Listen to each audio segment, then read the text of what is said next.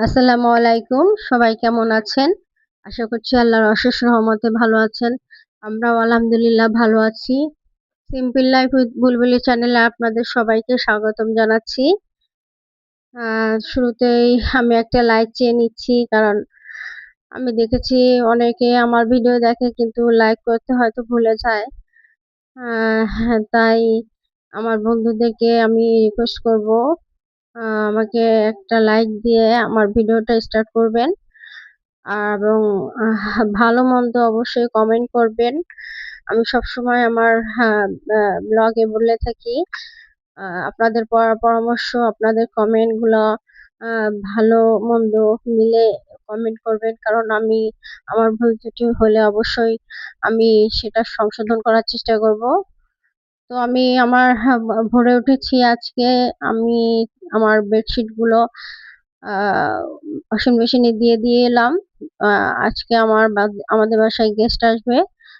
তো আমার একান্তই আপনজন। আ তো আমি এই বিছানার নতুন বেডশিট গুলো আবার বিছিয়ে দিলাম। তো মেহমান হচ্ছে আল্লাহর রহমত। আল্লাহ আল্লাহ যার উপর রহমত দান করে তাদের বাসায় মেহমান পাঠায়। আমি আরকি এগুলো জানি এবং মানিও। তো আমি বিছানার চাদরগুলো বিছিয়ে আমি ঘরটা পরিষ্কার করে নিবো। আহ আমি কিছু কাজ যেগুলো পরিষ্কার-পরিচ্ছন্ন, যেগুলো আ আ আগের দিন করা উচিত সেগুলো আমি যেমন বাথরুম অ্যা ক্লিন করা, তারপরে সোফা-টোফা গোছানো এগুলো করে রেখেছি। তো আমি শুধু রান্নাগুলাই করিনি। এজন্য আমি রান্না চড়িয়ে দিলাম। আমি গরুর মাংস রান্না করব।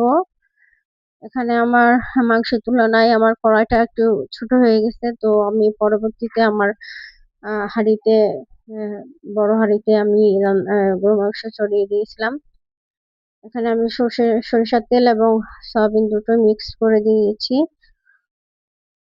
তো আমি সবসময় মাংসটা আমি হাতে মেখেই বসায় দিই। কারণ আ আমার কাছে এটাই মনে হয়, আমার কাছে বেস্ট মনে হয়। তো সিম্পল লাইফ উইথ বুলবুলি চ্যানেলটাকে আপনারা এম আ অবশ্যই কমেন্ট করবেন। কারণ আপনাদের কমেন্ট কিংবা শেয়ার কিংবা লাইক আমাকে অনেক দূর পর্যন্ত এগিয়ে নিয়ে যাবে।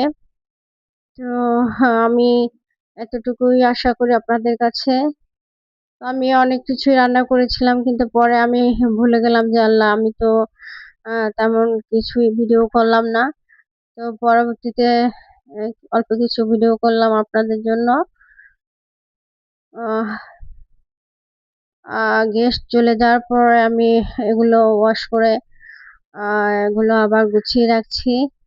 উম আ এগুলো ও আসলে রান্না করায় বা কিংবা গেস্ট আসলে অনেক কিছুই বের করা হয়। কিন্তু এগুলো মা গু ধুয়ে আবারও এগুলো আ মুছে গোছানোটা একটু ঝামেলা মনে হয় আমার কাছে।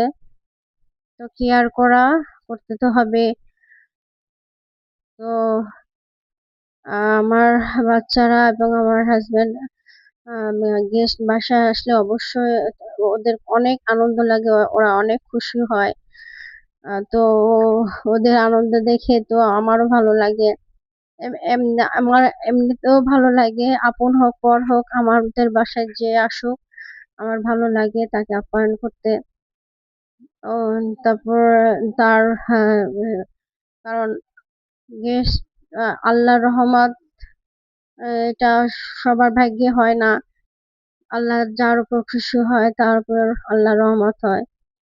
তো আমি আ জানি না কতটুকু আপনাদেরকে বুঝাতে পেরেছি।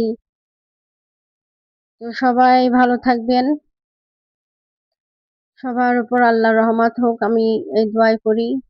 সন্ধ্যার দিকে আবার প্রচন্ড ঝড়ের মতন বাতাস ছিল সেদিন। হঠাৎ করে কোথা থেকে বাতাস আহ আ আস আসা শুরু করেছে, ঝড় শুরু হয়ে গেল। তো আমি আমার গাছগুলোকে একটু দেখিয়ে দিচ্ছি আপনাদের। প্রচন্ড বাতাস ছিল। আমার আমার ভুল ত্রুটি হলে অবশ্যই আপনারা ক্ষমা সুন্দর দৃষ্টিতে দেখবেন। তো মানুষ মাত্রই তো ভুল করে, তাই না? তো আমি পরের দিন সকালবেলা একটু চা বানাবো। যেহেতু আমি একাই চা খাই বাসায়, আর কেউ চা খায় না তেমন একটা, দুধ চা কেউ খায় না। তো চা বানাতে বানাতে আমি আবার একটু বাইরে গেলাম, বারান্দায় আসলাম, দেখলাম আবার আজকেও অনেক সকালবেলা অনেক প্রচন্ড বাতাস। আহ আল্লাহর রহমত আর কি। কয়েকদিন ধরে প্রচুর গরম ছিল।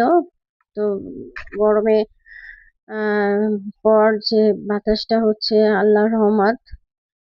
সবাই আমাদের জন্য দোয়া করবেন, সবাই সবার জন্য দোয়া করবেন।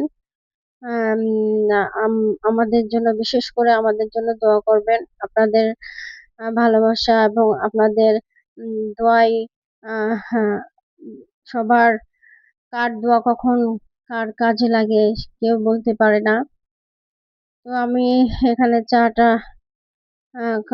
খেয়ে নিব। তো সবাই ভালো থাকবেন, এবং আমার চ্যানেলটা ঘুরে আসবেন। তো আমি ভাবলাম যে আজকে তো আমার তেমন কোনো দুপুরে রান্না নেই, তো আমি আমার ওয়ারড্রোবটা একটু গুছিয়ে নিই। এখানে আমি আমার একটা ওয়ারড্রোবের মধ্যেই আমি বিছানার চাদর, বালিশের কভার, কিছু কাঁথা যেগুলো ব্যবহার করা হয় এগুলো রাখি। তো একটা কাজ করতে গেলে আরেকটা কাজ চলে আসে। ওয়ারড্রোব গোছাতে গোছাতে আবার আমি ফিল্টারটা মুছে নিলাম। তো আমার ওয়ারড্রোবে তেমন বিশেষ কিছু থাকে না। আমার হিজাব এবং